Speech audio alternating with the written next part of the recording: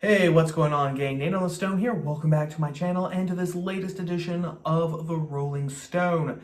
Hope that you guys all had a great week. Hope also that you are having a great Memorial Day weekend. Memorial Day, well, the thing about holidays, I think, in the United States, in the West in general, honestly, although when I expand to the general West, my knowledge gets a little bit more haphazard and a little less sure. But I can definitely say that here in the United States, the thing about holidays is that in large part, most of them have been bastardized in some way, form, or another. So that now, holidays, more often than not, just means sales. Go out and buy stuff. Of course, Christmas is the big example. It's, it's gimme, gimme, gimme, buy, buy, buy. It's not actually about the nativity. It's not actually about the birth of the Christ child, which of course is the whole reason for Christmas. Halloween is the same way. Thanksgiving, of course, they've cobbled that with Black Friday, which is huge sales.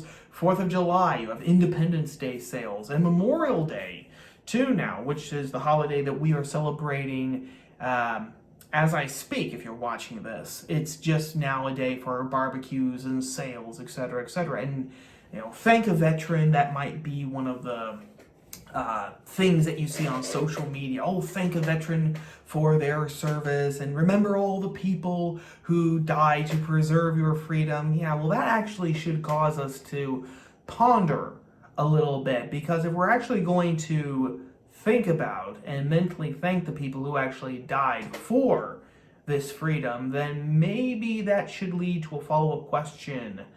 How exactly am I using that freedom for which they died? Do they die just so that, I could rush out in a horde of humanity and buy that new 60-inch TV because it was 20% off, or just go out and buy a whole bunch of stuff because, hey, it's on sale?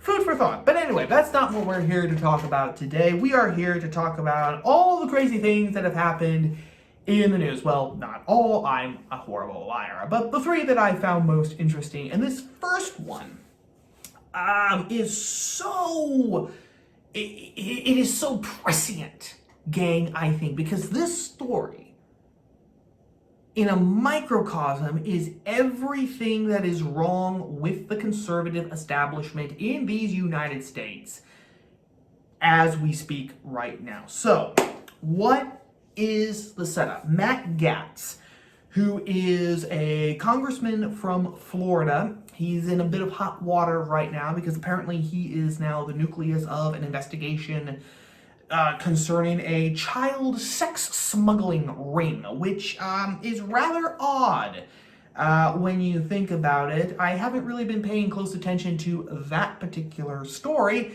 but there doesn't really seem to be a whole lot of evidence right now tying Matt Gaetz with anything wrong. Meanwhile, you have the chair of the, is it the chair? You have a sitting member of the House Intelligence Committee, Eric Swalwell, who we know for a fact was sleeping with a woman who we now know was an agent of the Chinese Communist Party. She was an active Beijing agent who was sent over here and got chummy with Swalwell deliberately so that she could feed information back to Beijing. Hey, he's still on his committee. He's still on the Intelligence Committee. So, just more proof that there is no justice, and we are not being ruled. We're not even being ruled by serious totalitarians who take the world seriously.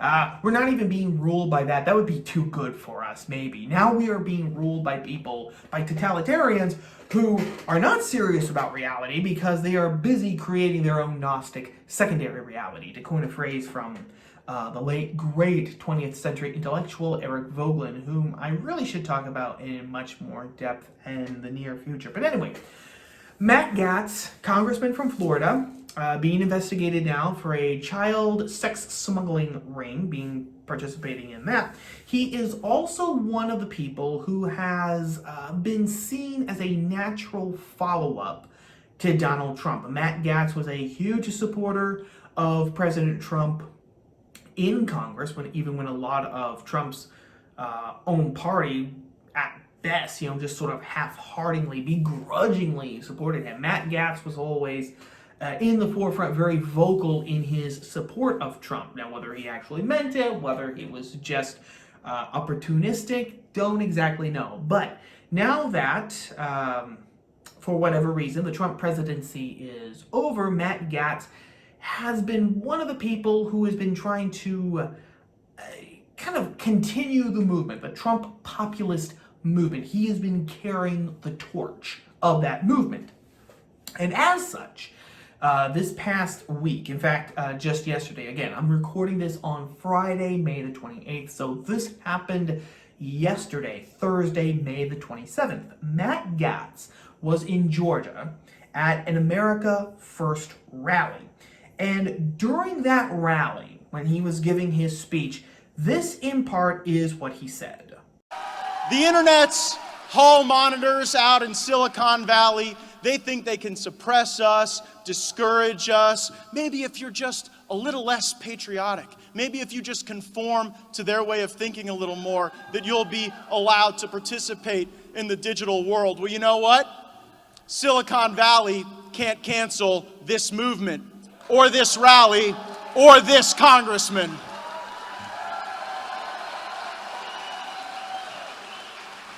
We have a Second Amendment in this country, and I think we have an obligation to use it.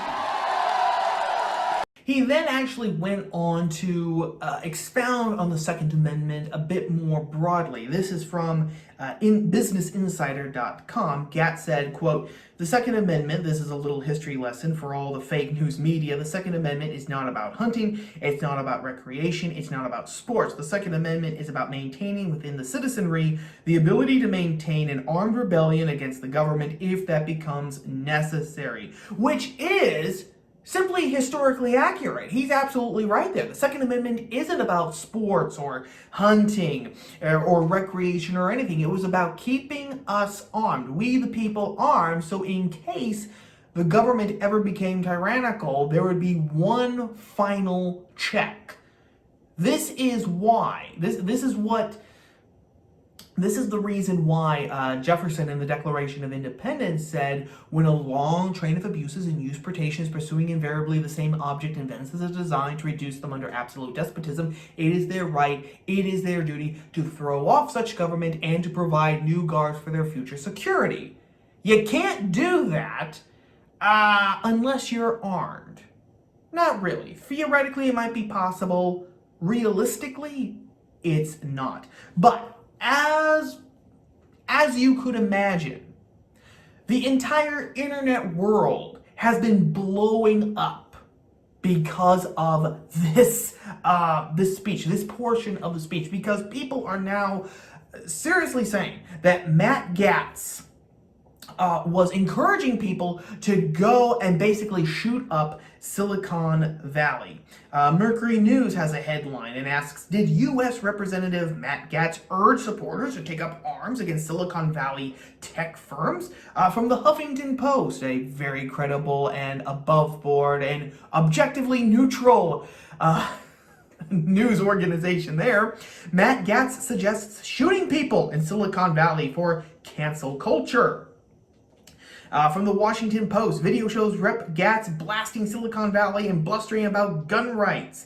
From the San Francisco Gate, Ted Lieu comes after Matt Gaetz following rally remarks about Silicon Valley. This is all completely expected. But what has been fascinating, gang, is that prominent figures in the conservative establishment itself have also come out and completely condemned what Gaetz said here. So, for example, David French on Twitter said, "When deranged backbenchers can become dangerous." Jonah Goldberg, another example, he said, "Well, there are only three possibilities. Either Gaetz is evil, he's insane, or he's stupid, or he's both." So, that's been the usual kind of knee-jerk reaction on the mainstream conservative right regarding Matt's comments here. And you guys might have the inclination to actually side with them for once, because while Gaetz did not specifically come out and say that we needed to basically invade Silicon Valley, big tech CEOs needed to be bumped off or anything like that, he did say that we have a Second Amendment and we have an obligation to use it immediately after talking about how big tech is canceling people. Now, there are two things, however, that we really need to remember, okay, to put all of this in context. In the first place, it is absolutely true that big tech is controlling us. You may not notice it a lot. And in fact, you might be able to go most of your day without even realizing it, but it is true. I'm looking here at a piece from the American Spectator, which was published earlier this year on April 5th by Daniel McCarthy. And he was talking about, in this piece, Daniel McCarthy gives several examples about how the biggest players in big tech are actually, they are manipulating the strings of society to get what they want and to silence people who do not toe the line. So for example, on Twitter, you have the example of Bobby Piton, who is a professional mathematician. He was asked to give testimony about the 2020 election results in Arizona, and just his professional opinion as a mathematician, he said, "This data looks screwy to me from a mathematical perspective." Twitter immediately got rid of him. They suspended his account. They immediately got rid of him. Now, again, Twitter banned Donald Trump. Facebook has, I think, suspended or banned Trump. Amazon has gotten to the point where it is actually banning books. Daniel McCarthy here, he gives the specific example of Dr. Ryan T. Anderson's book, When Harry Became Sally. And I just want to read a few paragraphs from this piece, okay? This is from Daniel McCarthy, again, from the American Spectator. What would Adam Smith think of cancel culture? Many advocates of banning books now hide behind a veil of free market purity. If Amazon bans a book, it's not really banned because the online megalomart is a private company. But it controls an outright majority of book sales in the United States, and even that remarkable measure may underestimate the power Jeff Bezos' company wields over individual titles. Bestsellers can be found elsewhere, perhaps, but most books have few other outlets. So Amazon doesn't ban books, it just makes them much harder to buy and read. If a private company chooses to do that, who are you to complain? If you're a reader, you'll just have to hunt elsewhere. Though you might find other large retailers, such as Walmart, have adopted the same corporate censorship policies. If you're the author or publisher of a megacore disapproved text, you still have nothing to complain about. Can't you always just start your own bookstore? As I write, that's thankfully not necessary for one Amazon canceled book, When Harry Became Sally. It hasn't been suppressed everywhere, but you can't buy Anderson's book on Amazon, at least not anymore. It was published in 2018, and until February of this year, Amazon saw no grounds to withhold it. What changed? Amazon doesn't say. A private company owes no one an explanation as far as Bezos and his thought police are concerned. Walmart's website offers a wide selection of books, including others by Anderson, but not When Harry Became Sally. And he goes on about how, so big tech, like Amazon is actually suppressing people's ability to read certain material and therefore to come to decisions on prominent events that are happening right now, being debated right now. He also, of course, gives the big example of Parlay being suspended by the big tech companies, Apple and Google, etc. After years and years and years of free market purists saying, well, stop complaining about what Twitter is doing, just build your own Twitter. They finally did. They built Parlay, and then the guillotine blade came down on that as well. And I I believe they're back in business, but from what I heard, they actually had to agree to toe the line on free speech issues in order to actually get hosted again on Google and on the Google App Store and on Apple, etc. Because otherwise, basically, these providers said if you don't suppress the speech that we don't like Twitter and Instagram do, then we're not going to let you back on. So we have all of that on one side. Big tech censorship is real. And it's not just a little here or a little there. It's not just, this social media platform seems to do it a bit more often than all of these. No, it's all of them. And they are becoming more and more brazen as they actually do it. So you have all of that on one side. On the other side, however, you have the very same people, like David French, like Jonah Goldberg, like Brad Palumbo. You have all of those suspects over there saying that, good God, nothing can be done about it. You cannot pass any laws that restrain big tech, or that punishes big tech, or breaks apart big tech, or treats big tech like a publisher now and not like a platform, because they act like publishers, but they still maintain that they are just a platform, a neutral platform. You can't do anything like that, because to even think about doing that will be a terrible blow to free market principles. David French, that turncoat, wrote an entire piece in Time magazine. Yeah, he's one of these quote-unquote conservative people who gets published in Time magazine, which really in this day and age says all that you need to know about his type of conservatism. But he wrote an entire piece about how Section 230 of the 1996 Communications Decency Act can't be touched at all. Section 230, I did a whole thing about Section 230. You can watch those videos again for a refresher. Section 230 is basically the shield behind which Facebook, Twitter, etc.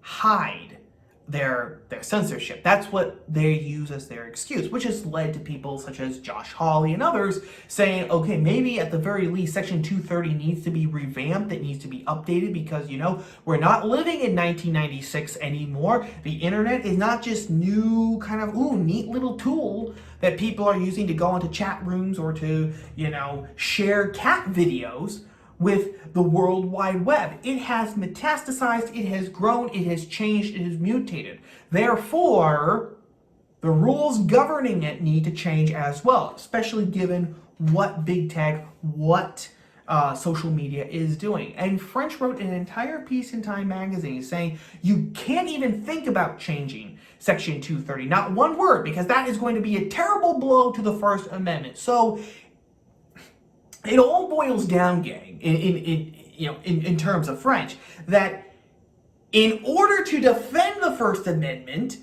you cannot actually protect the First Amendment when private companies, quote unquote, such as Amazon, Walmart, Twitter, Facebook, shut you up. In order to defend the First Amendment, we have to keep allowing these companies to make arbitrary decisions, to keep deplatforming people when they say things that don't toe the narrative, etc. Oh, you can complain about it. You can say, this is terrible, this is outrageous, this is inimical to liberal values, to free speech, to tolerance, blah, blah, blah, blah, blah. You can keep sprouting words. But that's all that you're going to do. And in case you haven't noticed, just simply sprouting words doesn't fix the issue, which actually brings me back to Gaetz. Because Gaetz, whether he realized it or not, he did put his finger on a very unpleasant but a very fundamental truth, which is this.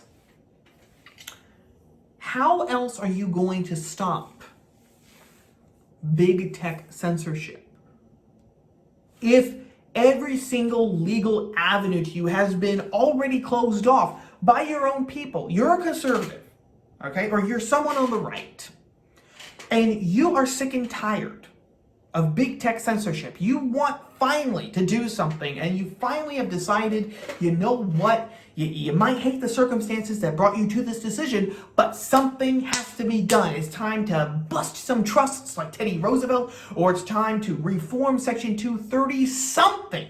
Because we can't simply have the biggest monolithic companies in the world now dictating what we can and can't read simply because it doesn't conform to their ideological narrative. We can't have Twitter just dropping people and banning people for life because, they don't like them, or because they somehow managed to publish or tweet out an inconvenient truth. Something's got to be done. But then you're told by the wizards of smart on your own side, the Frenches and the Goldbergs, etc., that you can't do this. That you have to accept this arbitrary censorship from the left to protect free speech. And you say that doesn't make any sense. So that leaves you with the uncomfortable, that leaves you in a very uncomfortable position, because then you're left asking, well, what exactly can I do? And this is actually a much broader problem than just big tech, because this is actually the question that is before all of us today, right now.